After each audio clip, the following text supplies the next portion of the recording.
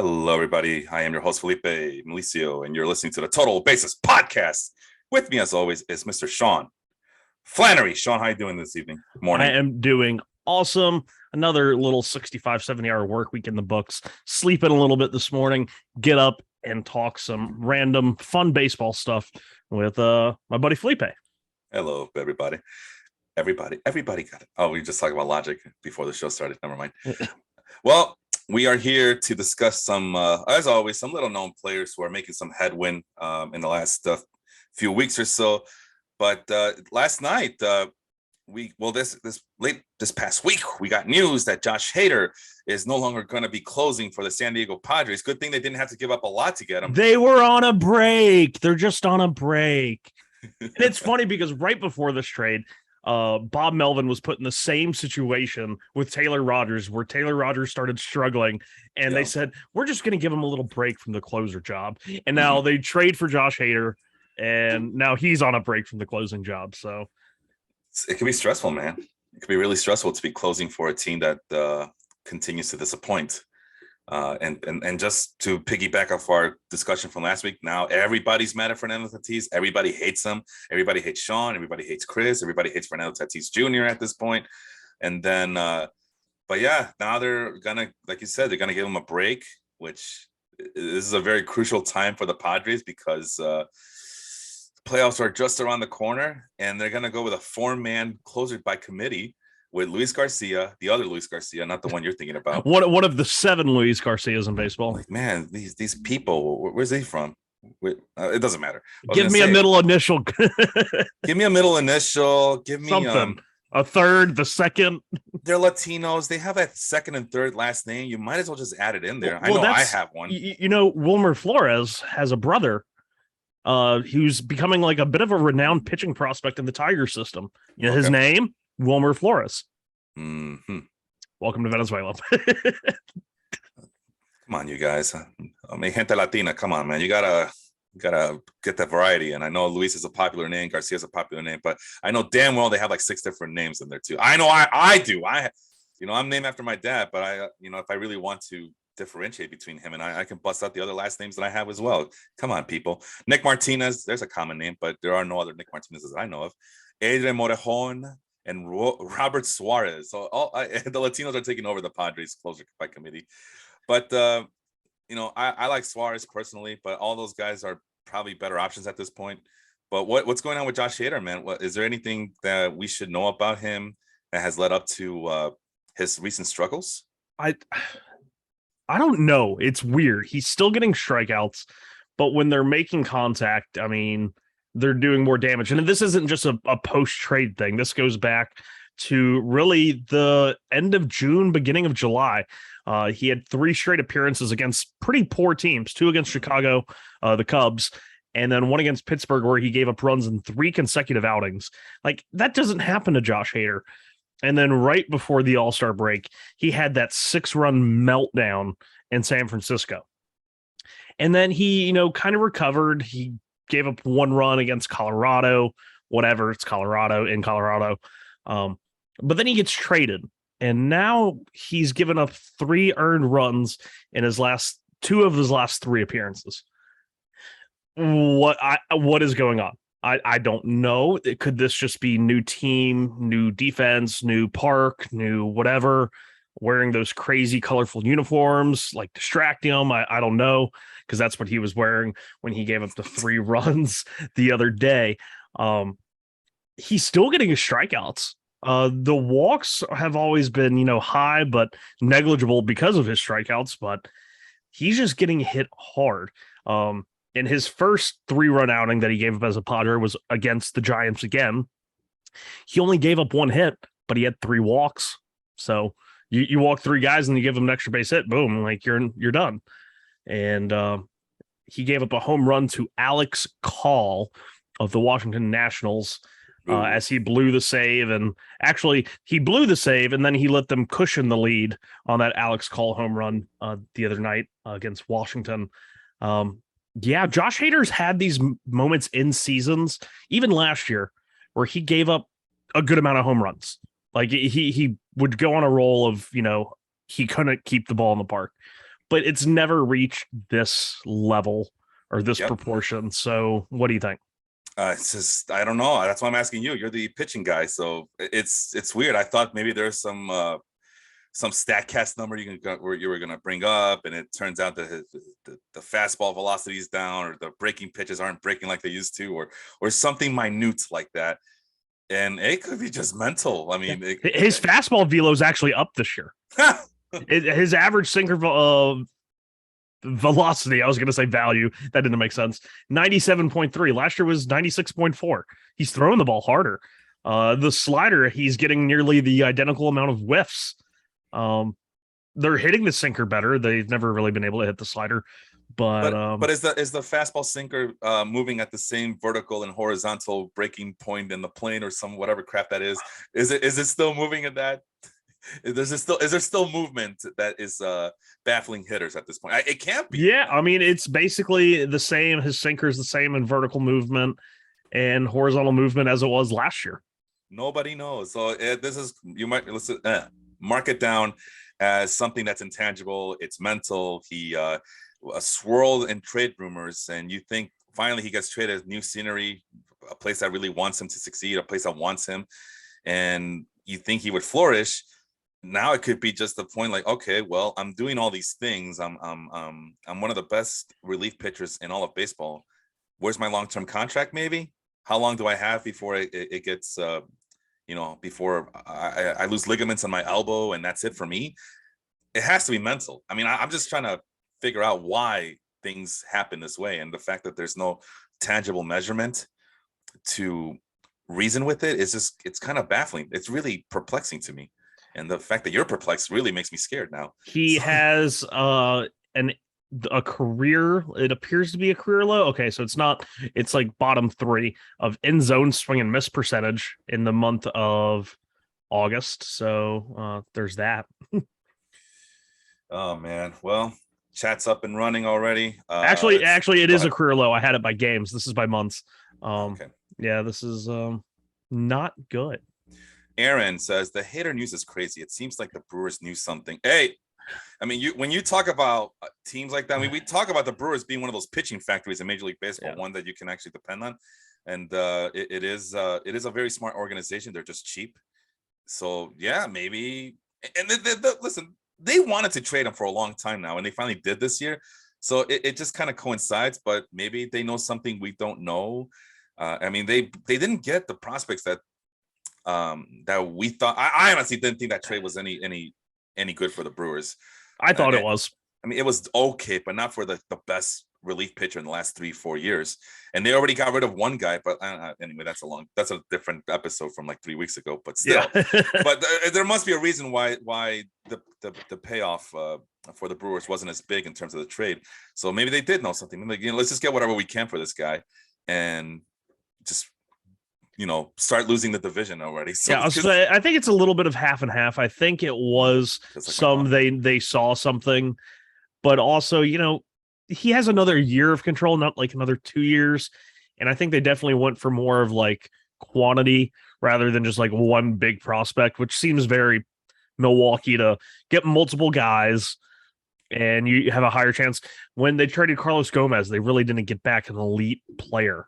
I mean, they got back Josh Hader, but he wasn't elite then. Yeah, but that's Carlos Gomez. Come on, Carlos. But Gomez they got Domingo Santana, and he's nowhere to be found now.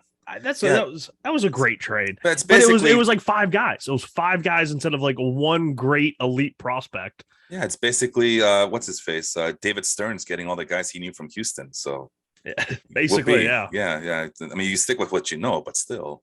But anyway. So yeah, maybe there's something going on. There's other things that the people are speaking about. The big story is the Mets cork bat scandal, according to this guy named Kevin. What's up with what's up with that, man? It's spoof Twitter account posted it on there after the Braves series from a guy purporting to be a Braves like area beat writer.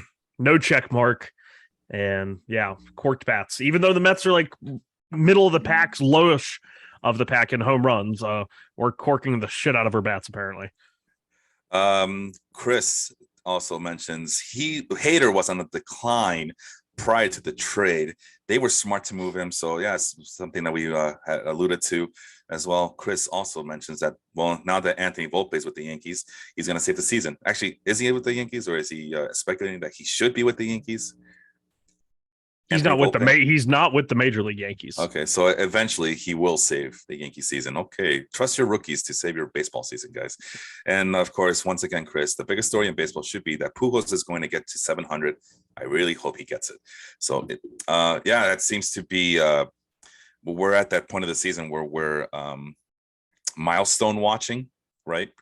So Pujols getting 700, and Now, Spade, he had 2 last night. I fell asleep early, but I thought I saw an alert on my phone that said he hit 2 last night. yeah, he hit. I believe he did hit 2. So he's about.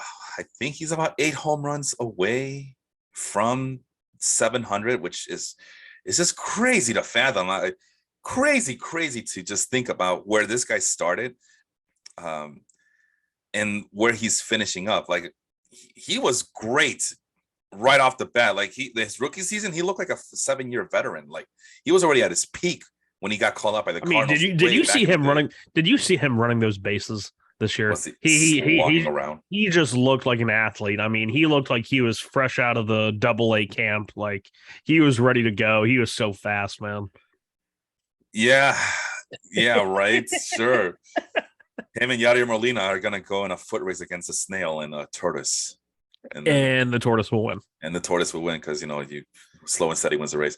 And he's got experience, so I mean, but it's just unfathomable to me. Yeah, he was great right off the bat, but I never would have imagined that he was gonna get to these monumental milestones, like pantheonic milestones of 700 home runs, and what I think he's top 10 in hits already. Is that what it is as well? Oh, he might be close. And he's surpassing legendary players at this point, which I guess that makes him a legendary player himself. So good for him. Outstanding career. And he's slowly going towards a sunset. And hey, we'll see what happens in October. Maybe he's saving his absolute best for last, which is so he is now 10th in hits. Oh my God, that's insane. He passed Paul Molitor this year. Next on the list is Yastrzemski, who is whatever. Mike? Yeah, I know. Carl. Yeah, I don't think Mike Yastrzemski has 3,419 hits. I don't know, man. People were going gaga over him back in 2020. Remember MVP candidate Mike Yastrzemski? So I figured, hey, he must be doing something already. Fun times. Yeah. Wear your masks. Anyway, well, we talked about Josh Hader. Let's talk about some other players that have not lived up to speed, or they're getting some movement. They're getting some attention in the last few weeks or so. I have stats on the other screen there, Sean, from July 10th. So when I cite statistics, they are from as of July 10th, just to get some, see if I can find some recent trends around here. But German Marquez is another player that's, he was supposed to actually be a big piece in this past trade deadline, but he has just not pitched up to speed as well. And you can't even say it's an age thing, because that's what people were telling me last time. He's 27 years old. Josh Hader's only 28. I mean, I know that younger is better and it's a younger league now, but still 28 is still right there and somewhat of a peak. German Marquez, 27 years old. This should be his absolute peak. And he's actually declined. Strikeouts are down, it seems like. It's just not the same guy. Rock, either when he's pitching at Coors or away from Coors, it's just not the same guy. What do you have for me for German Marquez? I thought somebody would try and trade for him at the deadline. I guess they didn't, because he was like so sought after last year. It was basically a given that the Rockies were going to trade him, and they did not. So here we are with German Marquez having an absolutely horrid year. ERA over 5, expected ERA of 4.7. He's almost one of those throwing too many strikes, which you can't really do in Colorado. Like you have to throw strikes because you can't just give away free base runners. But he's living way too much middle of the zone with all of his pitches.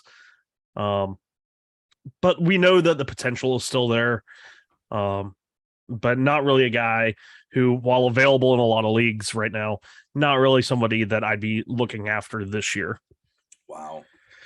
How the mighty have fallen, because he was always a guy that Uh, great value, right? Because he gets slept on because he plays in Colorado, and all he does is produce.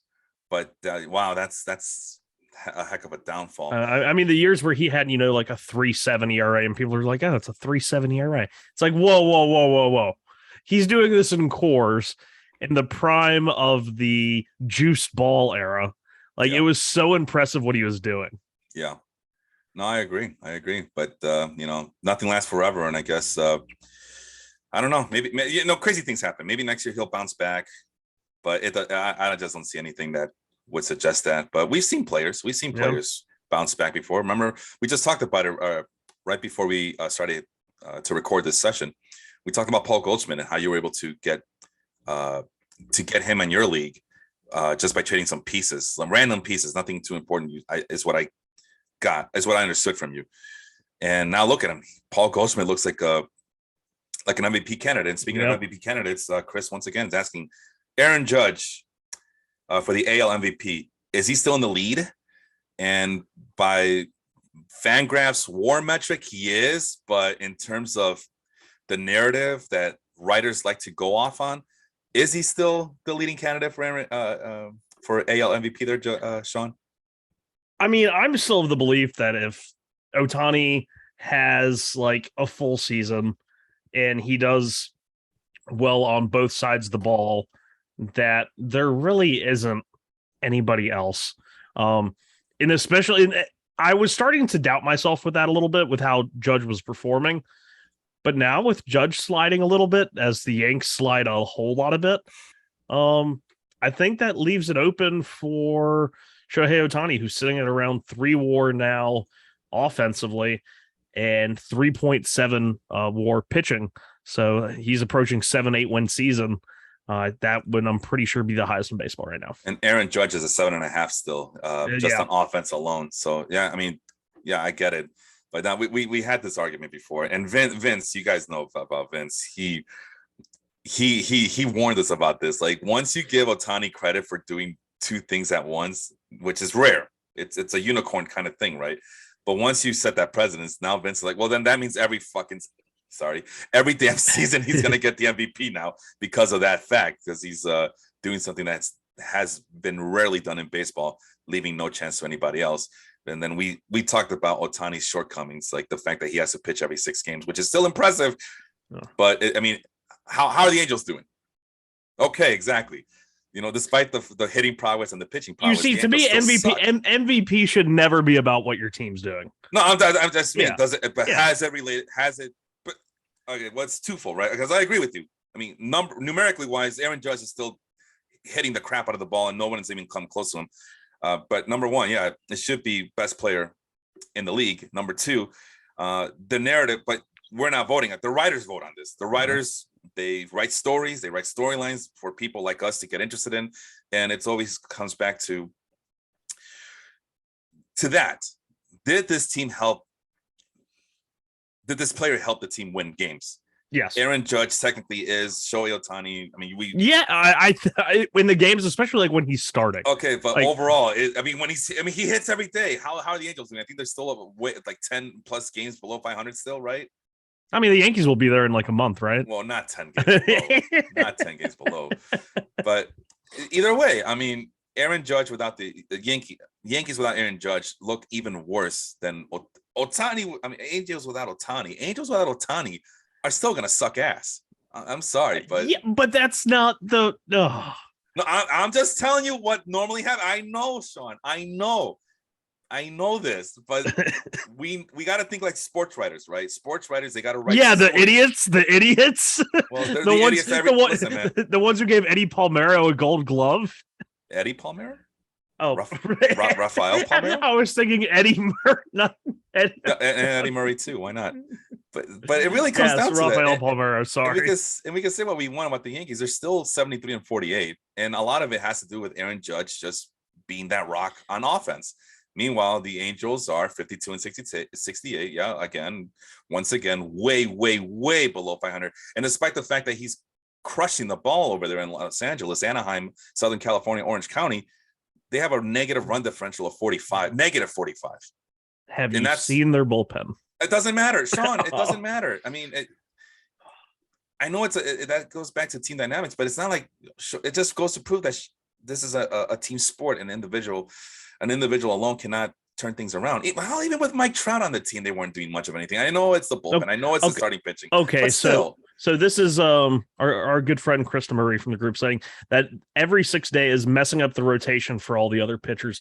And I really have to disagree there because LA went into the season knowing and telling these guys it'd be a 6-man rotation because it wasn't just for Ohtani. It was for the acquisitions of Syndergaard and Patrick Sandoval and Reed Detmers, 2 young guys. They had to built-in innings limits.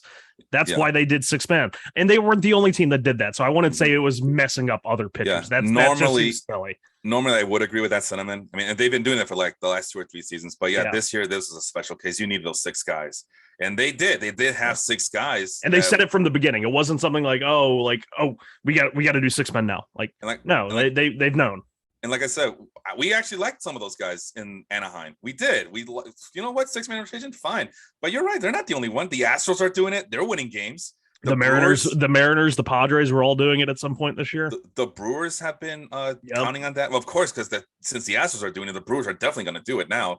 It's because of the connections there to Houston and whatnot. But who's the other teams that are doing it? I know there's more. There was the Padres for a little bit. I'm not sure if they are still doing it. Hell, and the Dodgers. The Dodgers have come and gone from doing it. The Mariners. There are several teams. Yeah, because the 2-star pitchers are not what they used to be in fantasy baseball because a lot of these teams are affecting the way the schedules are set up because of these 6-man rotations. So before I would have been like, you gotta accommodate this guy to pitch every 6 games so his arm doesn't blow up. But this year, no, it's a little bit different this year. This year, you have to do it. I understand why you do it. He's still effective, probably because of the extra rest. And let's face it, I wouldn't be surprised if this is going to be the new trend from now on. Starting this year, we're going to have more teams go to 6-man rotations, which is going to suck for fantasy, but probably be better for real life baseball. Yeah. So I don't know. Aaron Judge still leads the league in weighted on base average. What other stat you want to look at? Slugging percentage. Aaron Judge by miles leading the league in slugging percentage, and Yordan Alvarez is a distant second in both of those categories. Oh, but he plays in Yankee Stadium. Okay, WRC plus, which accounts for ballpark factors. He's second behind Paul Goldschmidt. Oh, I was just looking at American League, but okay. Yeah. I just love saying that because the 2 WRC plus leaders in all of baseball reside on my team in fantasy, and not just a little 12, 15 puny team league. In a 30 team league, I have both of these guys, and they're both having absolute career seasons. It's so much. Goldsmith and Judge. Yeah, you got both those guys on your team. I've had Aaron Judge was my first round pick back before the 2019 season, in which he only played half of it, and I was like, oh god, I've messed up. So, but getting back to the WRC plus, Aaron Judge has a nice lead over Yordan Alvarez. So it's basically Judge and Alvarez 1 and 2, but Judge is just running laps at this point on Mr. Alvarez, who's also having a fantastic season. Did you see that someone could accuse Alvarez of being a Friday night partier? Oh yeah, was that Vince with the bad Saturday day numbers? I was like, that's funny. That was Vince. Yeah, I think it was Vince. And then on Friday night, he actually had to leave the game because of illness. Like, damn, he started his partying early this week or something on Thursdays now, and I think he's still out. He actually had to be hospitalized. So yeah, it was a shortness of breath thing. They said it wasn't COVID, but he was released. He was back with the team. He just wasn't. They were going to give him an extra day to rest. I was very worried because in that relegation league that I'm in with a lot of the main like baseball writers and analysts and stuff like that, fantasy baseball writers, I've been like top 3 of all 5 leagues, and I've been leading my AA league. And I lost Trout and Julio Rodriguez at like the same time, and I just got them back this week. Granted, they're not going to be in my lineup till next week because it was late in the week. And then Yordan Alvarez goes down. And I'm like, oh my gosh, I get those 2 guys back and Yordan goes down. But hopefully it looks like a minor situation for Yordan Alvarez. Yeah, hopefully. I mean, it just, he seems to be getting nicked and knacked every once in a while. Hopefully this is nothing. Maybe it's heartburn. Maybe that's what the point is. Maybe it's just that. All right, let's move on back to our main list. I have 2 relief pitchers I want to talk about. Alexis Diaz and Jason Adam. I had to make some tough decisions this past week trying to look for a relief pitcher. Actually, the last couple of weeks, because Alexis Diaz's name shows up a lot. Alexi! But so does Jason Adams. So a gun to your head, Mr. Flannery. Who do you pick between the two, Diaz or Adam? I'm going with Diaz, 100%. I have been with Diaz since the beginning of the year. He had SP/RP eligibility on my 30 team. And the back end of that Reds bullpen at the beginning of the year was so like just silly because everyone's like, oh, Tony Santillan's going to close. Then it was Art Warren. And then it was the other guy with the messed up arm and the other guy with the messed up arm. And Alexis Diaz just gets called up and was posting some silly, absolutely silly metrics that you could see on Savant.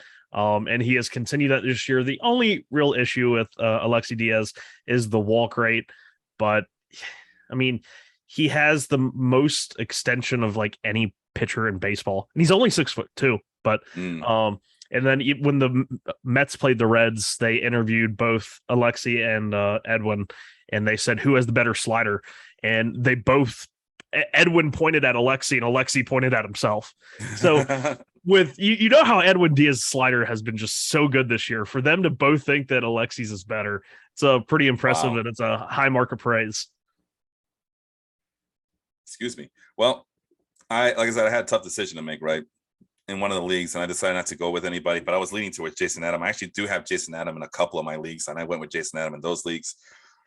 Jason Adam since July 10th, 35.8% strikeout rate. Walk rate is very minuscule at this point. I think it might be the lowest on this list of relief pitchers. Yes, it is. It's the lowest. Minuscule walks plus hits per innings pitch, the whip, as people would like to call it. Minuscule ER. It's just ridiculous. And again, I mean, he's been great, no doubt. It's just Alexi's fun. I'm just giving some love to Jason Adam. I love both of these guys, but I have to choose one, and I went with Adam because he's a little bit more of a. I think he's a little bit more stable at this point of his career. He's 30 years old compared to Diaz, who's 25.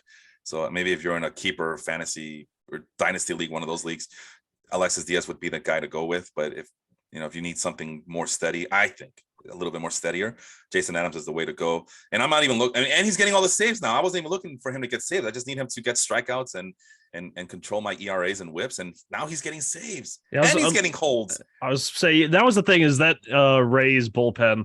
Like I have shares of Poche at the back end of the bullpen. So whenever I see Jason Adams get a save, I get a little upset. But it's just so crazy. You go and you look at Jason Adams' numbers, like going back to 2018 when he made his debut. ERA over 6. He had a year in Toronto where he was okay over 20 innings, 2.9 ERA, mid 3s ERA in Chicago, ERA over 5.5 in Chicago. Comes to Tampa Bay, and he's just like one of the best relief pitchers in baseball. And it's like, cue the Breaking Bad Jesse meme. They can't keep getting away with it because that's all Tampa seems to do is, a random guy. I actually thought they were going to do the same thing with Yacobonis after he got DFA'd from the Marlins, but that didn't work out. So that was, well, Jason Adams coming out of nowhere to be one of the best relief pitchers in baseball. Tampa's going to Tampa.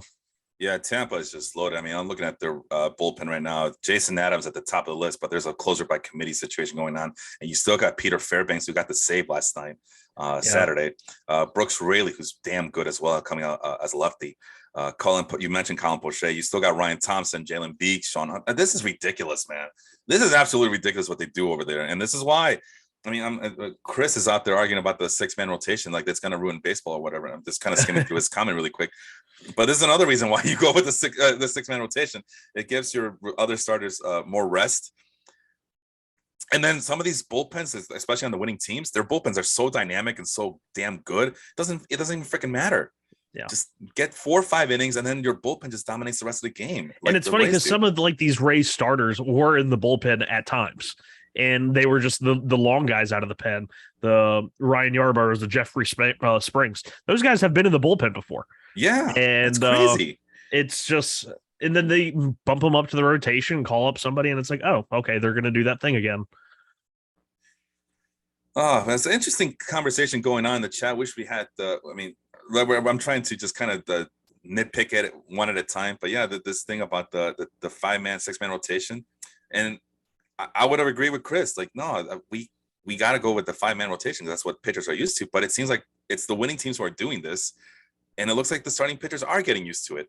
Now, albeit there's some guys that you got to throw out every 5 games, no matter what. Max Scherzer is one example. I'm pretty sure he would hate to wait another day for that 6-man rotation to complete its turn so it can go back to him. But you know who has benefited from the 6-man rotation, Sean? Justin Verlander, Cy Young Award candidate right now, and probably the runaway winner at this point, according to the numbers. So it's just kind of it's an evolution thing, an adaptation thing. This might be the new thing now for these for these teams in the rotations. Is there somebody you want to go to next? I feel like 2 names that we should highlight here, not necessarily just for this year. Granted, if you play in a holds league or just a deeper relief pitcher roster, for scoring purposes, Andres Munoz and James Karinchak. James Karinchak, we haven't talked about in so long because he wasn't pitching. He was on the injured list. And then they put him on his rehab assignment. And they really just kept him in AAA for that entire rehab assignment. Even I think at the end of it, optioned him down there to stay. But James Karinchak, who was a sticky stuff merchant, no doubt about it. And there's been, rumors and stuff that, spin rates are going up back around baseball. The umpires just kind of doing a quick check of the fingers and the hands. I think pitchers may have found a less, not abrasive, a less obvious substance. I think there's a less obvious substance that they're all using. And then I think that there's an understood agreement that as long as it's not going to be like, I'm going to touch your hand, and if my hand sticks to your hand, we're going to have problems. I think it's one of those that might be a little tacky or anything, and umpires are just going to look the other way. But James Karinchak's back. He's throwing his 4-seamer less, which he used to get great, spins on his fastball up in the zone, even though it wasn't that hard. But he always had the great curveball. Curveball is the primary pitch now. And now he's pitching guys backward, and it's really fun to watch. And of course, he's just an absolute insane man on the mound. He had a big outing the other day, and he just came off the mound. And he's always a screamer, but he was screaming. And then Tristan McKenzie even got in on it after his 14 strikeout game this week. Tristan McKenzie had 14 strikeouts after his last one in the game. He just came off the mound. Glove was in his face, and you could still hear him through the glove. He's And I'm sorry, was that about Karinchak or was that about Munoz? That was Karinchak. Okay, Karinchak. Now I know you like Munoz, and I like Munoz. I was going to let you take the floor with Munoz. Love Munoz, but unfortunately, what was San Diego thinking trading for him? Trading him. Well, I think he had an injury. Yeah, he was coming off Tommy John. Yeah, so they probably and what was this trade for? Was this for Adam Frazier? Austin Nola. They got the starting catcher. All right, they got their starting catcher. Not a good one. Oh, he's a starting catcher. Like, that doesn't mean a player. He's one of those guys he's one of those catchers that actually plays like a majority of his games. Like, he's not. There's no real timeshare over there, so that's something, right? And but no. And then Austin Nola could also play the field. I forgot what position. I think it was second base. Was it second base? Yeah, I think so. That sounds about right. Man, position versatility is important, right? But Andres Munoz, we've always liked them. He did get injured. Highly touted prospect. The Padres, man, their prospect history of their farm system is just full of guys who are just flamethrowers, right? And Munoz is one of them. And he's finally healthy. He finally got back. He's with the Mariners. When people ask, are the Mariners even good? Why are the Mariners? Have you seen their bullpen? People, have you seen how awesome their bullpen is? They're basically Tampa Bay West is what they are. Who, San Diego? Oh, the Mariners. Oh, okay. I was about to be like, whoa. No, the Padres. I mean, I love the Padres. I always love the Padres bullpen too, but it looks like they're getting weaker and weaker every year. Ironically enough, despite all the acquisitions they make. But the Seattle Mariners, man, they're loaded over there. Yep. And let's go by the names really quick. They got Paul Sewald, who is now the main closer after they too went with a closer by committee for the last 2 seasons, including this year, where they decided, well, the Sewald guy's so good, let's just put him in the 9th inning and everybody role is defined. Andres Munoz is the setup guy in the 8th inning. Eric Swanson, they just talked about him in one of the podcasts I listened to. I think it's the Rates and Barrels, where they talked about Eric Swanson being a failed starting pitcher. And now look at him flourishing flourishing, Sean, out of the bullpen for the Mariners, the high-flying Seattle Mariners. It's a fun team to watch. Go watch them. Diego Castillo has always been one of my favorites. Well, speaking of Tampa Bay West, he came from the Rays. Yeah, he came from the Rays. And then you still got Matt Brash, who just called up, and it looks like he's getting comfortable in that bullpen role as well. And we were wrong. They're actually going in a 5-man rotation, but Chris Flexen is a long relief pitcher out of the bullpen in case they need someone like that. So, but Munoz, though, I mean, Munoz is the number one guy on this list. Minuscule field independent pitching, 40% plus strikeout rate, minuscule walk rate, a 42.2% outside the strike zone contact rate. That means that any pitch that he throws outside the strike zone, hitters can't keep up with. They can't make contact with it.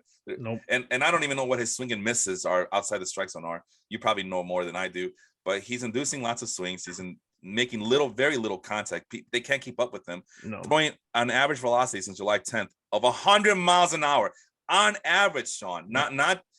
For the season, his four-seamer is 100.1 average. And he's only getting better. And it's just a shame that he doesn't get the recognition because he plays on the West Coast for a team that nobody likes, apparently, because everybody's like, why are the Mariners supposed to be so good? Are they even good? Why are people talking about them being a contender? They are. I mean, they're still a million games away from the Houston Astros, but that's a team you don't want to face in the playoffs. I'm telling you guys. Not with their pitching. And like you said, I think it was a very short-sighted Padres deal to trade Andres Munoz to get that catcher. And they had a lot of those pieces back there in the bullpen that they've moved in other deals. And I'm just like, imagine if you didn't make those trades and you didn't have to trade for Josh Hader. You didn't have to trade for Taylor Rogers. You would have had Andres Munoz closing games for you right now. Yeah, well, I've seen some of those trades. Some of those trades they were just whatever. A lot of prospects from the Padres were giving up, but they didn't lose out much on anything, and they're trying to compete, man. And those prospects didn't pan out, but this one has egg all over their face right now. Munoz was acquired by the Mariners along with infielder Ty France and catcher Luis Torrens and outfielder Taylor Trammell, who can't stay on the big league team at this point. Taylor Trammell, I think he's actually been healthy the last month or so. He can't stay on the team. He got optioned back. He's already back in AAA. He's back in AAA. He had a nice little stretch when he finally got off the IL. And the Padres got relievers Austin Adams and Dan Altavilla and catcher Austin Nola on August 31st, 2020. It was a pandemic, Sean. It was a different time back then. But yeah, Munoz was just recovering at the time, from the Tommy John surgery on his elbow. And now he looks better than ever. And you know what? The best part about Andres Munoz, Sean, the reason I like him, you know why I like him so much. Why do you like him? Because he's from Mexico. Oh, is he really? Yeah, the Padres signed him as an international free agent out of Mexico on July 7th, 2015. Well, is it out of Mexico by way of Cuba or by way of another Caribbean team, or is he really Mexican? I have no clue. I'm going to claim him. We're claiming him. I'm claiming him as Mexican. I want to see him in the WBC dominating these American hitters, all right? Have you seen those American, the roster so far? Yeah, I've been keeping up with the roster and then for all of the teams. Where's all the new guys? Where's all the young guys? No, he was born in Los Mojis, Mexico. Los Mojis, okay. But I'm asking, where's the young guys for the WBC USA roster, man? It's a bunch of 30-years. What's up with them, man? We'll see. We'll see. A lot of those guys are injured right now. Bryce Harper and Mike Trout, I believe. On that team. Well, I think that we have the outfield. I'll be shocked if Mike Trout plays, honestly. And members of the outfield. All they want to do is use your love tonight, all right? Yeah. Has Bryce Harper said he's going to play? I thought I saw that he was already on the team. I don't know. I just know that we didn't have anybody at shortstop or third base yet. I don't think. No, they're working on. They're going to work on Francisco Lindor next. No, he'll play. He'll play for Team Puerto Rico. I'm joking. I just wanted to. Right now, the Puerto Rican brethren. They're going to go crazy. Their minds are blown right now. Who else do you want to talk about? We have a list of 56 players. We're trying to get to as many players as possible today. Who do you want to deal with now? We're going to hitters. Whatever you want, man. It's okay, your show. How much is on it? You pick the first the first hitter. You want me to pick it? All right. Let's see. You pick one hitter, and then I'll pick one after. All right. There was a guy I wanted to. How about Ha-Sung Kim? Ha-Sung Kim for the San Diego Padres. Let's stay with San Diego. As you could tell, I'm a big Padres mark, right? But he's an interesting one because he came from Korea as a little bit of a power speed combination player. He has not lived up to expectations so far, but he's been getting a lot of playing time because of all the injuries. And most importantly, now there's nobody in the horizon for the Padres. It's his to supplant him, because it all goes back to the guy we've been talking about since last week, Fernando Tatis. Got ringworm. And you see his dad making comments too. We mentioned his dad last week too. It's like he did steroids. Like he did steroids. Like that's like having a murderer tell the judge, this man did not kill anybody. Like, what? Come on. OJ Tatis over there. So yeah, it's so funny that we mentioned his dad, and his dad making headwind. He's making headlines and stuff. And well, it's Ha-Seong Kim's benefit. I mean, he's been being very productive. But I ask you, Mr. Flannery, is he going to be productive enough where we can trust him for the rest of the year, and maybe even for early next season as well? I think defensively that will keep him on the position. He's been one of the better defenders at shortstop. I'm trying to pull this up on the good old Fangraphs, but he has been 93rd percentile in outs above average defensively. That puts him at +6 at shortstop. But like you said, he did come over as the power speed guy. He had hit, I believe, like 30 home runs in his last year in Korea. And I'm always doubtful when they're like, oh, this guy hit 30 home runs. I'm like, They're like, oh, that's like a given for 20 here. And I'm like, And Kim has made me feel somewhat right. He does not hit the ball very hard. Right. He does not hit it in the air all that often. He's hit more line drives this year. Good for him. But yeah, I don't think he's ever going to be a 30 home run guy. And I think that's pretty obvious by now. I was hoping for maybe 15, 17 home runs, maybe teasing 20. That's what I was hoping for. And maybe couple that with maybe 10, 15 stolen bases a year. I guess the stolen bases are there, but I was not. Who told you 30 home runs from Ha-Seong Kim? Well, no, I mean, there was like a lot of, because he had hit the 30. He had it was more like 25 because he had hit 30 and I think had like 20 something stolen bases over there. Okay. And they were saying bat speed this, bat speed that. And I'm just kind of like, But no, it's actually kind of interesting because Ha-Seong Kim's 2022 is actually one of the better like Padre shortstop seasons of the last like 20 years. You have Jake Cronenworth in 2021, who I guess somehow qualified for shortstop, even though Fernando Tatis did as well. But well, Tatis got moved to right field. And then like in the outfield, he qualified in the outfield this year for sure. So go ahead. But yeah, so you had the 2021 Fernando Tatis and Cronenworth, 2020 Fernando Tatis, and then 2004 and 2007 Khalil Green. And then after that, Ha-Seong Kim, among the best Padre shortstop seasons of like the last 20 years.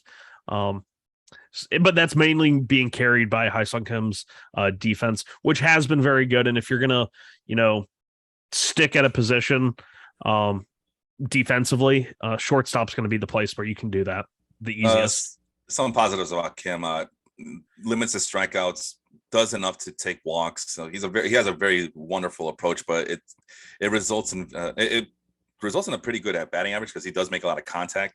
But the power numbers, the ops, the wOBAs, all that are kind of underwhelming even for a shortstop. So I get excited when I see Kim available. Oh, Kim's available. And then you look at the numbers like, oh, it's kind of underwhelming. So, but yeah, if you're looking for stolen bases and batting average in a traditional 5x5, I think you could do a lot worse than Ha-Seong Kim. The cover's kind of barren for middle infielders at this point of the season, Sean. So yeah, I think you might think it is, and that will segue perfectly into the guy who I want to talk about the most on this list, and that is Michael Massey down at the bottom, 20% owned. Yeah. He has taken the starting second baseman's job since Whit Merrifield was traded.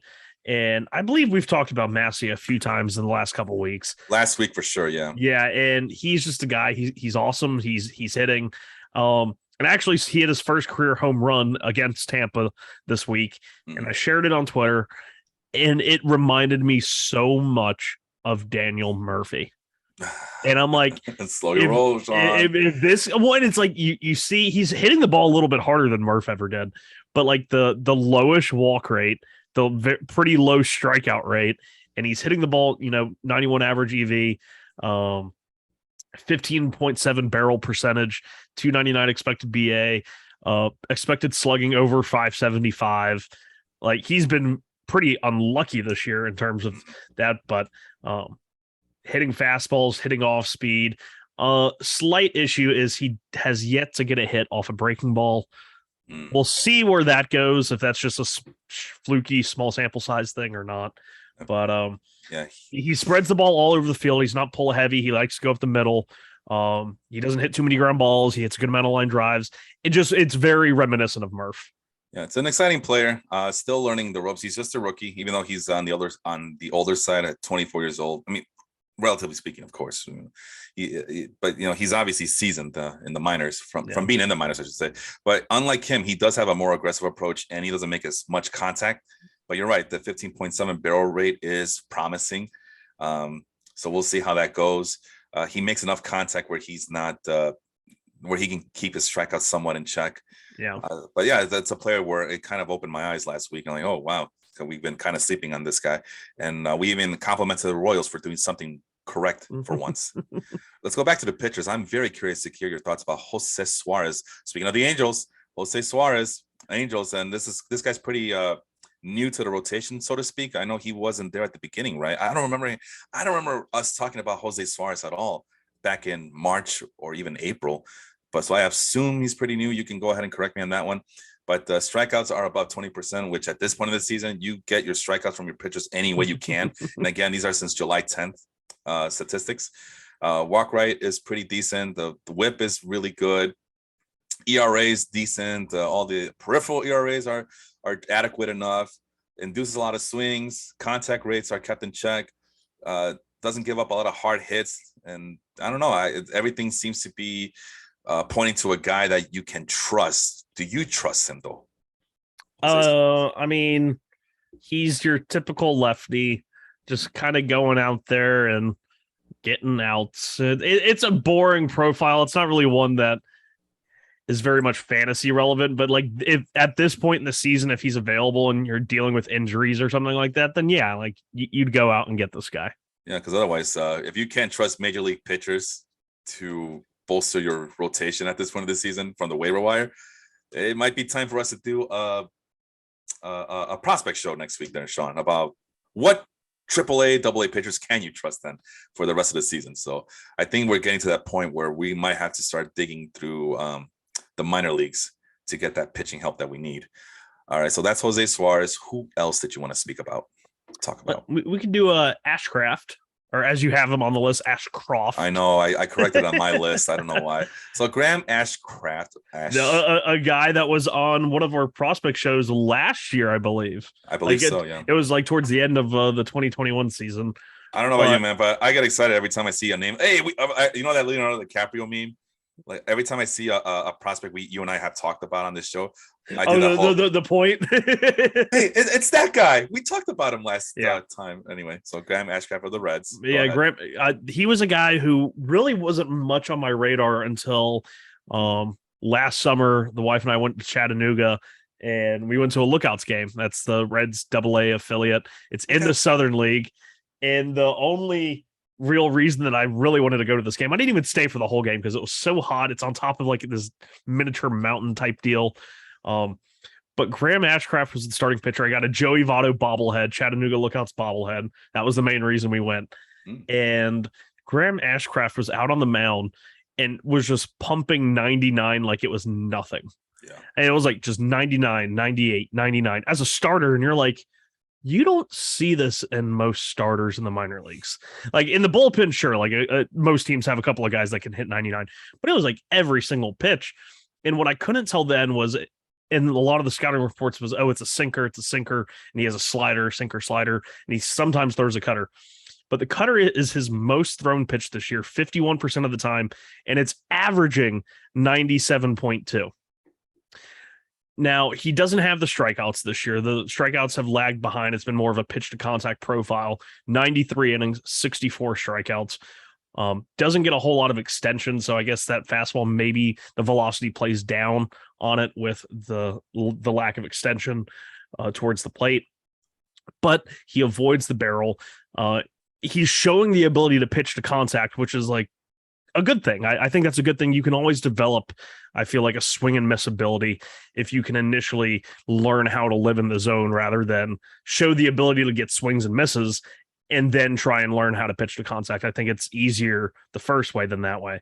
But it's kind of like Emmanuel Clase as a starter. With the super fast cutter. He just needs to work on the breaking ball, get a couple more whiffs, probably a pitch mix change, throw the sinker a little bit more, the cutter a little bit less. But yeah, it's an interesting profile, high ground ball rate. And if you're going to pitch in Cincinnati, I feel like that's a huge thing to have. 55%, a sub 20% fly ball rate this year.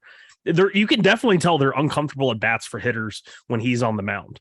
It's just getting him to get a little bit more swings and misses. That I think he's so close. I think he's one or two tweaks away, and he could be, I don't want to say Corbin Burns, but what Corbin Burns has done with his cutter.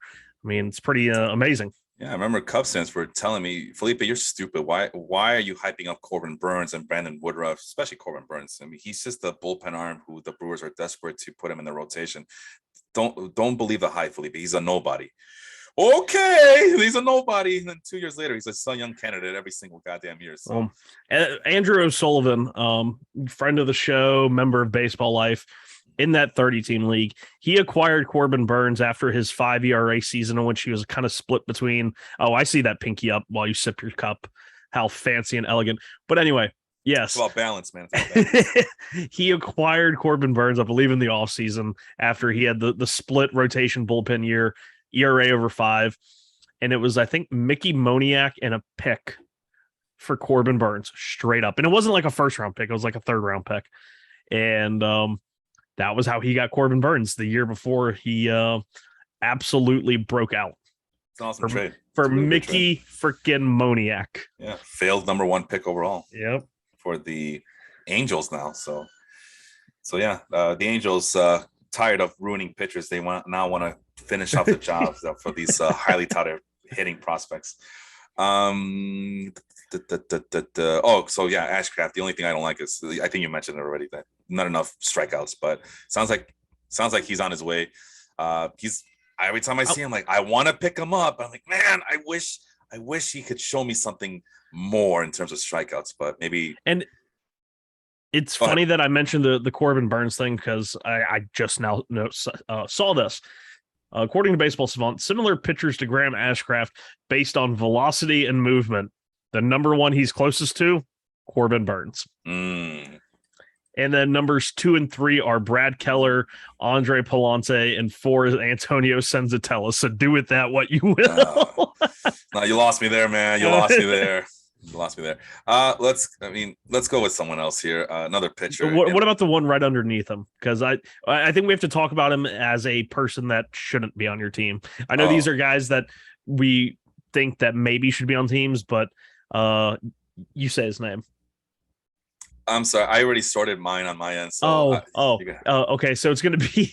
I was trying to do a play on words there. I said you say his name. Oh my god, that's how I sorted it. You say Kikuchi. I was about to mention him. I go, well, Sean, I say Kakachi, but you say Kikuchi. Yeah, so that was my attempt on play on words there. Yeah, I thought you were, but I wasn't sure. You say is no longer in the Blue Jays rotation. Ross Stripling added in. Yusei is out. Well, I just heard the Rates and Barrels podcast speak glowingly about him. Like Eno was talking about how maybe he could be that fireball left-hander in the rotation when the playoffs come. Maybe that's what the Blue Jays need. Someone with a very high velocity fastball. You never know. But he doesn't even throw that hard. I mean, it's like 94, 95. Like, I mean, for a lefty, maybe it's hard. I don't know. I'm just trying to figure that out. That's why I put him in the list. Is maybe you can make sense of what he's trying to say there. Yeah, he's out of the rotation now. Ross Stripling took his spot. The 4-seam this year has averaged 94.9, slightly down from last year. And it's so funny because when he first came up, we all said, oh, he has good stuff. He's just not throwing hard enough. First year in the league, he averaged, 92.5 miles an hour on his fastball. But now he has the velocity and he's somehow gotten worse. it's so hittable. I mean, he is a hittable guy. I don't know what they're gonna do with him. I don't know. He's in the bullpen now, so I don't think he should really be relevant on any fantasy teams right now.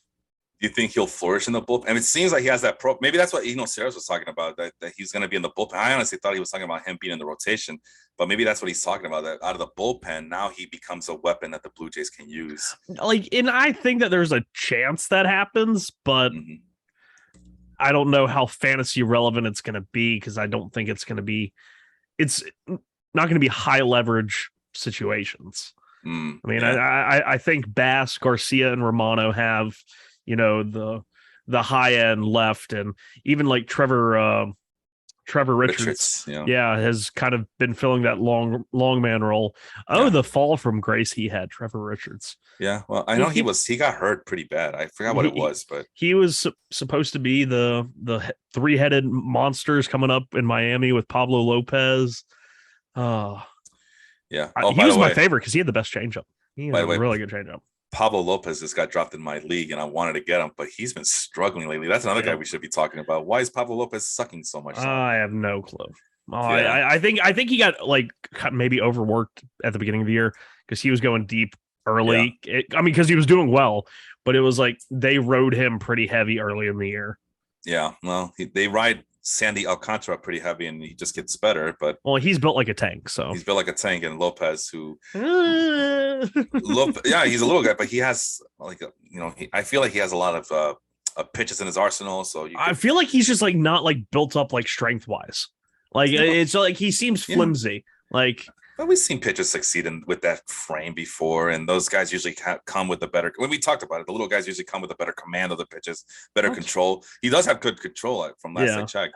So how tall is Pablo Lopez? I'm gonna guess 6'1" and 180 pounds. That's what I'm guessing. He's 6'4". So yeah. So he's just wiry. He's lanky. He's a tall, lanky guy. Is that what it is? He just seems loosey goosey. How much does he weigh? Reported 225 on Baseball Savant. Damn, really? He looks so scrawny. Maybe he gained the weight. I don't know. By the way, speaking of the Marlins, Braxton Garrett on the DL. Yep. 15-day DL. His season's over, likely. It's an oblique, so okay. By the time you get him to come back, he has to probably have 2 rehab starts. Yeah, his season's done. I just traded him away recently too. It's oop. Guess I won that trade. Okay. All right. So I forgot who it was, but yeah. Let's see. This is.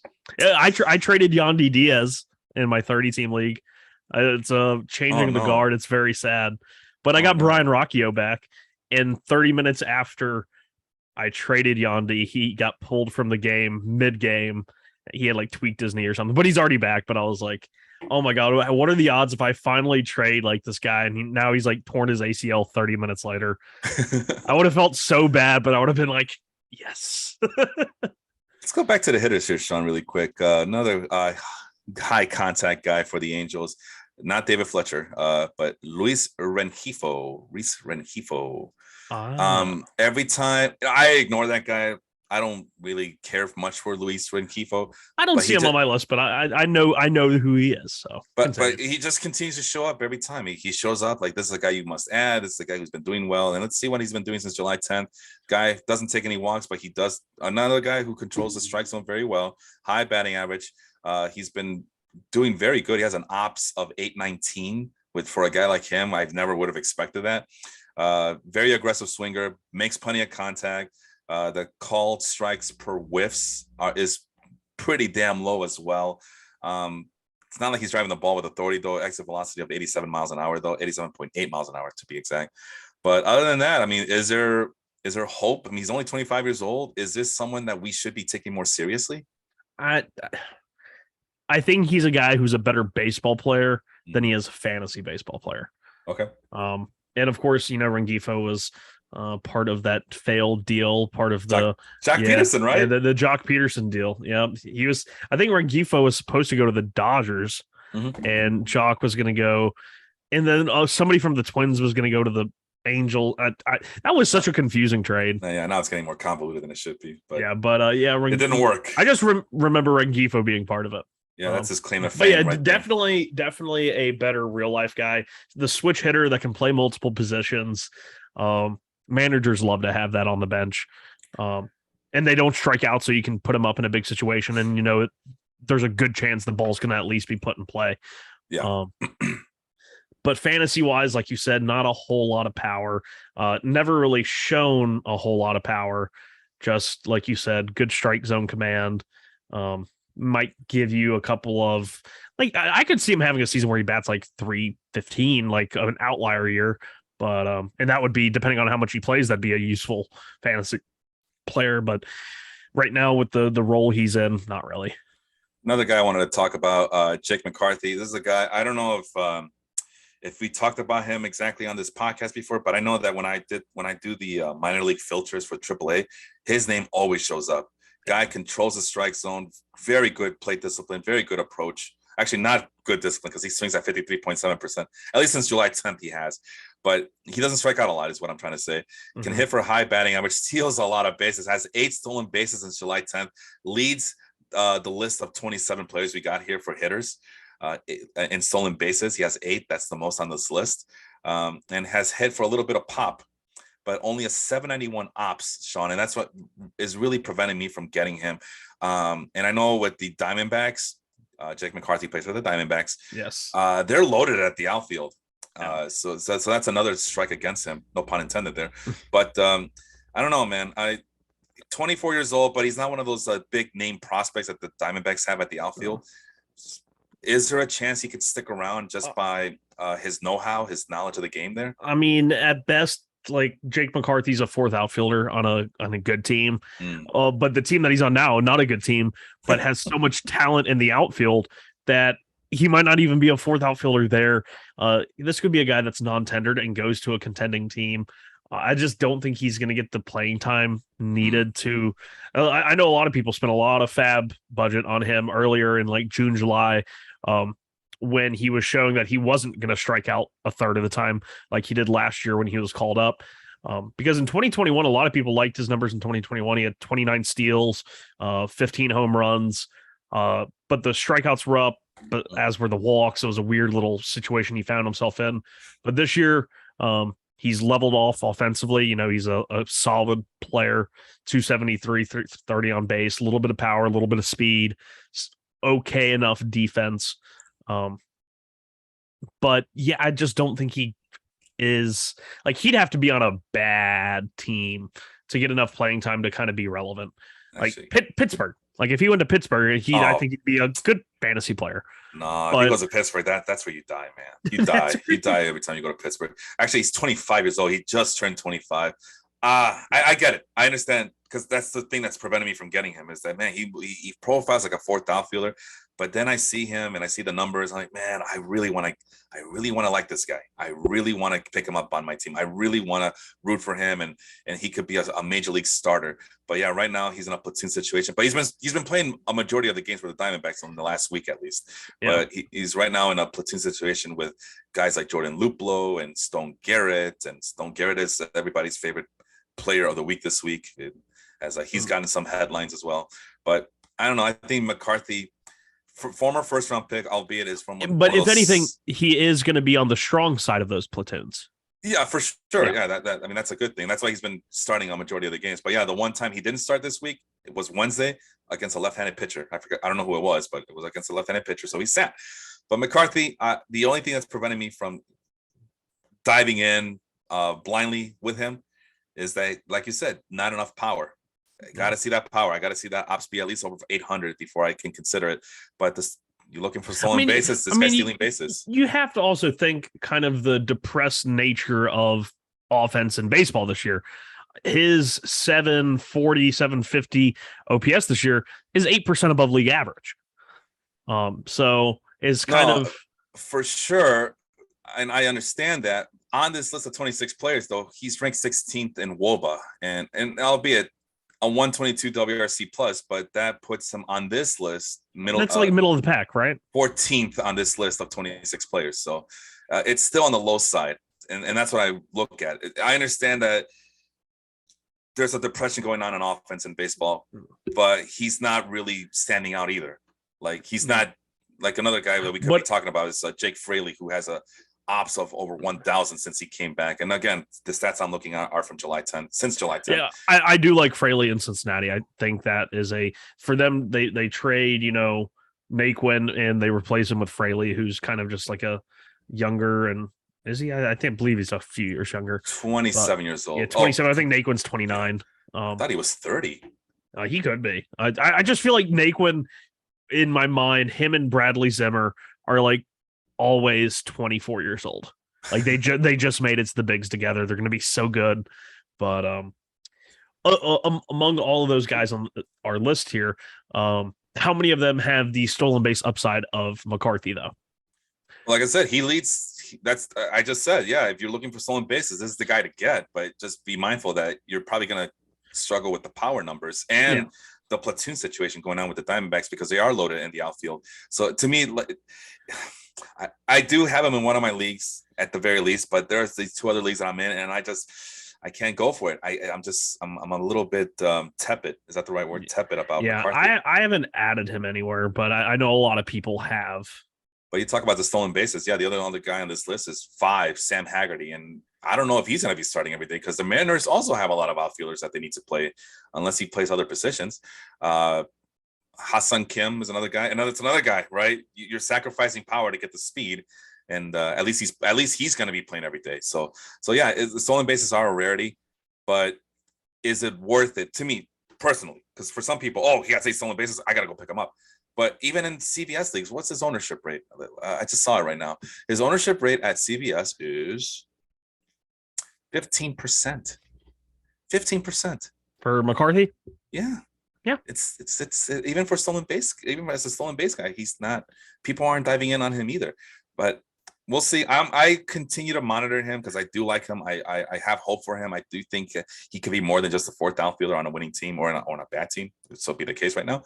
But he needs to show me a little bit more, just a little bit more. Can you give me some pop? Can you give me some doubles, please? Anything. I'll even accept triples at this point. I'll even accept triples. I will humble myself and take a triple if you really, that's all you can give me. All right. Are we done with Jake Fraley too as well? Yeah. I was just thinking that Jake Fraley, you mentioned his numbers since coming back, also coincided with when they traded Tyler Naquin as well. All right. I'm just double checking. Is there a starting pitcher you want to talk about? No, I think the one, because the other names that are on this list, Cutter Crawford, Dylan Bundy, they're all just kind of boring to me. Dane Dunning, I'm surprised the ownership was that low at 22%. But I really am interested in this list of hitters here that you have. Who's next? So next, I wanted to do. Where did he go? I just had him. Oscar Gonzalez. Oh, no. Because this is a guy that normally I would hate, but it's one of those Cleveland's finally bought into it. Oh, no. And it seems to work. Oh, that's the problem, is that it seems to work, and it's just, to me, it's fool's gold. But you think, but he's how many, going back to 2015 and rookie ball, his style hasn't changed. And he just puts up the same numbers. And it kind of ticks me off because I'm in your camp. This guy shouldn't be a good player.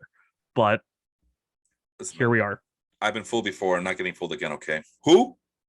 No, I meant the Who. That's what I'm quoting.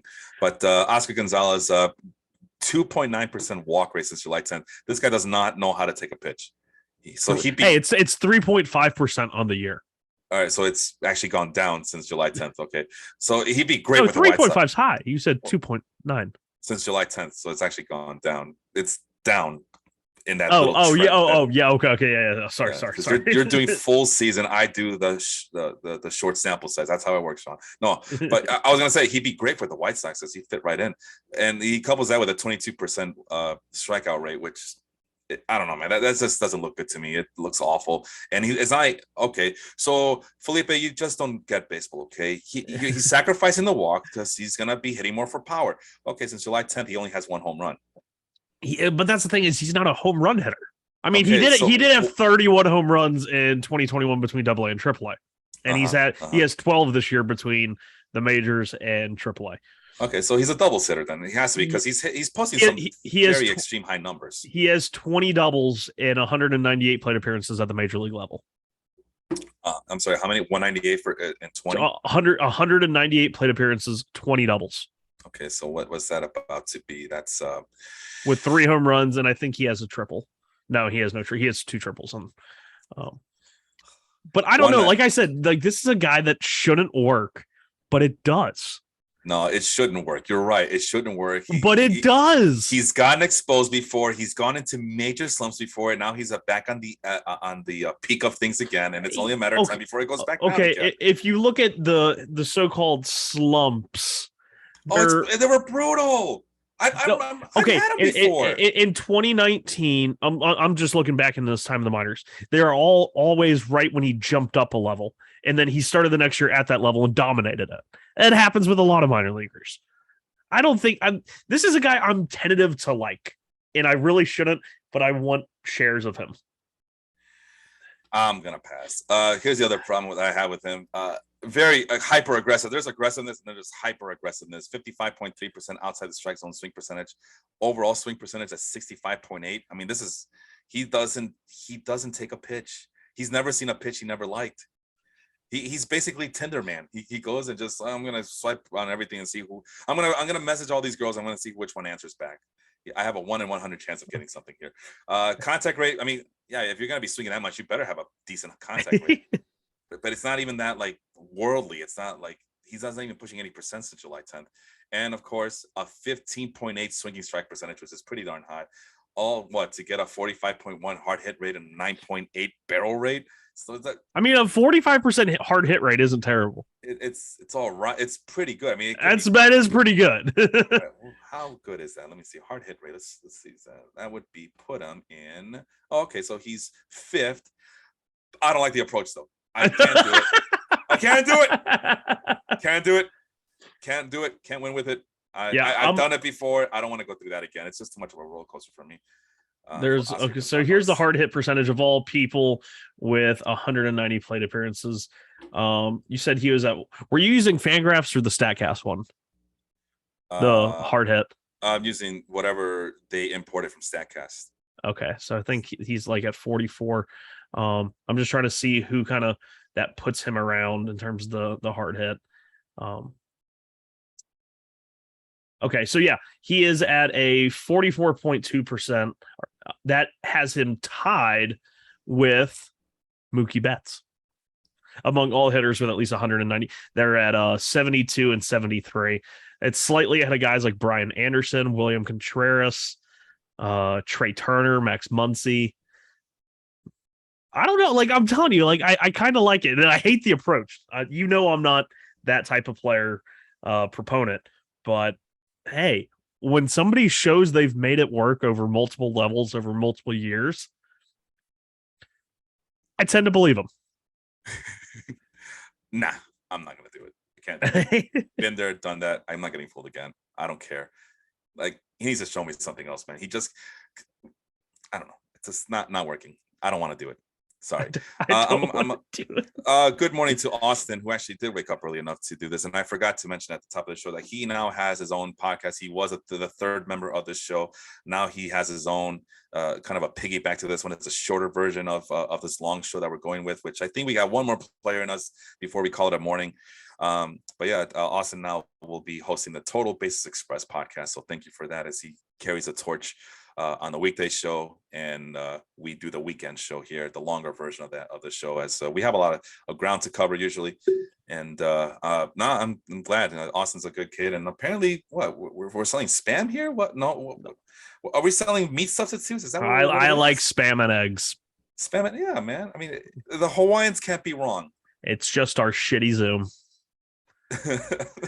And for those that will be listening to this, not live, audio only, whatever, we are just reading some of our comments here in the group of some of our lovely members here in Baseball Life who I guess don't like being asked to participate or just being made aware that they can participate, because that's what really makes this show fun, especially the live version of it, is getting to see everybody's comments. I mean, you could be a jerk, the good and the bad. I mean, you could be a jerk, or you can be like some of these other folks, like Yeah. Chris. He was very enthusiastic, and we answered as many questions as he hammered out to us. He brought us some really good points that you and I would not have thought about had he not been there. Instead of being a jerk about it, he actually contributed to this. I mean, this is supposed to be everybody's podcast. I mean, Sean and I are hosting it, but yeah, this is supposed to be everybody's podcast. That's the whole reason we have it live. It's the whole reason why these were created. Yeah. We want you to interact. We want you to. And of course, if you don't listen to us live and you want to still interact, our Twitter handles and everything will be in the video description, the podcast description, wherever you get your podcast. So feel free to follow us there and interact with us there as well. Oh my God, this guy, he's on his high horse. Like, oh, I did not agree to this. Like, shut up, dude, keep scrolling. Okay, we'll just leave him be for now. I think he's gotten the attention he deserves. Yeah, congratulations. Instead of talking baseball with us, interacting about baseball, you obviously have time. But you chose to be negative. Be a negative Nancy about it. Congratulations, guy. Hey, you were being a negative Nancy about Oscar Gonzalez. Well, for good reason. I mean, the 65.8% swinging rate. How bad is that? I mean, because I know that a lot of these guys they get productive just because they just swing at so many pitches. Eventually, something has to come in, right? Yeah, of course, it's the highest on this list. Of course, it is. Also on the list is Osvaldo Cabrera at 60%, and Stone Garrett, who everybody loves. And anyway. Yeah, I'm not gonna do that anymore. One more guy. Do we have time for one more? I think we got time for one more. All right, let's go with the pitchers. I want to talk about a pitcher, Austin Voth. Oh, okay. So I said we're gonna go to somebody new, but on the at least of all players for the 190 plate appearances, Oscar Gonzalez is 5th in swing percentage. You know who's 3rd? Hold on. Is it a big name? Luis Robert. Oh yeah. Yeah, but and I don't like Luis Robert, so this is funny. Yeah, but I'm sorry, dude. Oscar Gonzalez is not Luis Robert. They have similar plate approaches, and they clearly have bat speed. Yeah, they have very similar contact rates. Luis Robert just gets pitched way less in the zone. Yeah, because Robert is someone that you should be fearful of, and Gonzalez is just the guy that you can toy around with, and yeah, you can get him on to first base, but he's not going to do much of any other damage. Well, gets a double every 9 at bats. No, congratulations, you're a doubles machine guy, and that's all you're ever going to be because you just hack at every pitch. You might as well give him a machete because that's how much he hacks at the plate. Okay, pick your boring pitcher and let's wrap it up. I want to talk about AJ Puke. Okay, not very boring, but also not a starting pitcher. Or actually, he is a relief pitcher. Yeah, never mind. Yeah, sorry. I clicked on the wrong thing. I was like, why is he calling him a starting pitcher? He used to be one, though. AJ Puke is what happens when you take a lot of spam, apparently, and then you become cranky in the mornings for no reason. And instead of being, talk about baseball, guys. It's a baseball group. It's a baseball show. You don't like it, scroll to the other. But it's those guys who just come in and complain about the one socio-political post. Like, oh, well, it's making news. We got to post it. You liberals. And it's the same guy. It's the same type of person. This podcast is all spam. Listen, man, 100,000 Hawaiians can't be wrong. Okay. Spam is good. Spam. Yeah. Well, that spam is good. This isn't spam. This is part of the show. This is part of the community that we're building up here on this baseball group. That's why this baseball group is the best baseball group in all of Facebook. There's been people that have met up with each other. And guess what? I am not meeting this William guy anytime soon because I already know that I will not be able to stand him when I get to meet him in person. But anyway, AJ Puke, former highly touted prospect of the Oakland Athletics. Very highly touted. Very highly. It's a damn shame. Multiple arm injuries, I think, kind of derailed his progress, right? Is that what it was? Remember the glory days where we envisioned AJ Puke, Jesus Luzardo, who they had a couple other top pitching prospects as well, but Cotton. Jarrell Cott was a little before them, I think, though. Oh, was he? I thought they were about the same. But yeah, they had. That's why you got to trust your prospects, right? That's why you don't trade them because that way they when they fail for you turn them into bullpen arms, right? Yeah. Although with Luzardo, they gave up on him. Yeah. Trading 5 years of Jesus Luzardo for 2 months of Starling Marte. I have no clue what they were thinking. They were trying, man. They were trying. They wanted to go for that playoff spot. Anyway, damn if you do, damn if you do. If you're Oakland, you're either a cheap team or when you do try, you're a dumb team. So anyway, AJ Puke, 7 holds since July 10th. That's the second on this list behind Andres Munoz. 31% strikeout rate, which is really good. Walk rate's a little bit on the high side, but still good enough for a pretty damn low whip. ERA is also minuscule along with this ERA peripherals. There's a lot to like here. It induces a lot of swings. So if Oscar Gonzalez ever gets to face him, Oscar Gonzalez will look foolish. And he'll still probably hit a ball to right field or something. Yeah, it'll be a gapper, a double in the gap. yeah, it just rolls on forever in the cavernous Oakland Coliseum, and he's there for the double. Let's see, what else does he? Low contact rates, high swinging strike percentage, high call plus strike. There's a lot to like here. Is what I'm trying to say.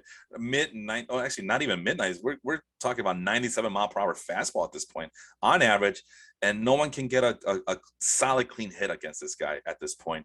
I don't know, man. I mean, there's a lot to like here. Is there any negatives that you can speak about this guy? I mean, just the fact that he's no longer a starter is sad. Very sad. In a relief role, if he can really take over the closer's role and be like fantasy relevant, that'd be cool. But because I think they're still doing like a committee closer wise. Oh yeah, it's Zach Jackson, Danny Jimenez, who was the closer for most of the beginning of the year. Puke's gotten 2 holds this week. Danny Jimenez has gotten a win. Obviously, Oakland's not going to be in a chance for too many saves, that being there. But yeah, it's just a shame that he's already, he's 27. I feel like he should be way younger, but he's already in the bullpen and his starting days are likely over. Well, but he's still in the major leagues, though, Sean. That's the most important thing. And he's found a niche with the Oakland Athletics. So once they trade him, because that's what they do, they trade all their best players. And once they trade him away, they'll get some mid-level prospects back in return. I don't know, like Christian Pache, Shea Langoliers, who's already up. Shea Langoliers graduate from our podcast shows, our prospect shows, already up in the major league level. And he's not doing very well so far. So you can't trust those catchers, man. And I think that is a good place to stop. I think so. All this talk about spam is making me hungry. Me too. Negative Nancy's are driving me crazy. It's a baseball show and a baseball group, and we're not allowed to talk baseball because it's spam. I don't know. That's just crazy to talk to me. It is what it is. But anyway, any last words from you, Sean? I hope they're not last words, because I'd really like to go get lunch. Yeah, I want to get lunch too. My wife made eggs. They're probably cold at this point. So I got to make my own eggs at this point. You just got to throw them and let Chef Mike get him ready again. Well, we went to the grocery store last night, and the eggs were cage free. Oh, so we're moving on up in this role, Sean. Apparently, inflation is so bad at the grocery store that now cage free eggs are cheaper than whatever highly processed eggs that are supposed to be cheaper by the dozen. And so supposedly. So now we're allegedly. Not with these inflation prices. Thanks Biden, thanks Russia, thanks world economics. Hey, be sure everyone check out Food Life, since we're going to talk about cage-free eggs or farm pasteurized eggs. We're going to have a debate in Food Life about that later. Yeah, and I'm going to mark it as spam. There you go. Spam, meat substitutes. You ever have spam with white rice? You see, I'm less of a spam. My wife loves spam. I am more of a pork roll person, but I can't even get pork roll down here because that's such a New Jersey, Pennsylvania thing. Well, I'll tell you, man. Filipino friend. Again, it's a Pacific. It has to be Pacific for sure. My Filipino friend, he introduced that to me. Like spam. Spam. What am I, poor? No, it's not that bad. No, it is good. It's just like it and pork roll are very similar. It's just kind of the thickness and the how you get used to it. So you had some white rice, some Asian white rice, sticky rice or whatever they call it, the jasmine rice. Oh my God, it's divine. It's really the food for the masses. But anyway, I don't want to piss off people, the sensitive people that are listening still, that are getting tagged. They're gonna say spam is spam. We're literally spamming them right now. Okay. By talking about spam. Yeah. Okay. This is admin sanctioned, activity that's going on here. It was started during the pandemic. Everybody agreed to it. I mean, it's not in our rules, but yeah, everybody was all for it when the pandemic was going. Nobody had anything better to do at that time because we were all shut in for obvious reasons. I was literally up here playing OOTP for people. See, can't be using acronyms, man. These are the same people who are afraid of out acronyms. Out of the park baseball. I was out here playing simulation baseball with people telling me what to do. Yeah, I mean, and it's just kind of stuck. Now it's a regular thing, and we're not bothering anybody. We're not. I'm sorry that you're sensitive about these things. You're a little bit of a snowflake yourself, guys. But come on, it's baseball. It's supposed to be a baseball thing. There's no crying. There's no crying in baseball. There's no baseball crime here. It's supposed to be the greatest sport of all time, greatest sport ever that was created, and people want to complain about spam. I don't understand. We're not talking about outsiders. We're not talking about people who are just flooding their work in our group, because we stopped that a long time ago. Yeah. We did that. Otherwise, people will be blogging all the time and not participating. We just ask for participation. This is a community building participation thing going on. So take your spam comments, shove them up your ass. Anyway, that's Sean. I am Felipe. Those are my last words. And I'm pretty sure William's going to knock on my door. Right? So, I would like to see you say it in my face. I would. I would, but I don't. I'd rather talk baseball with you than put you in your place like I am right now. So, no. Felipe, you're playing with fire. I root for the Chicago Fire. Go soccer. Yeah, go soccer. That is Sean. I am Felipe. We will see you guys next week, and we will tag everyone again. So suck on that. Talk to you guys soon. Adios, guys. Be sure to check out all the other Life Group podcasts. Yeah. Basketball Life just came back for a show, so be sure to and we have another one coming up, I believe, on Wednesday. So be sure to head over to the other Life groups. You got Football Life, football season coming up, Basketball Life. So we'd love to carry on the conversation with you guys over there as well. What about the Orange Stripes?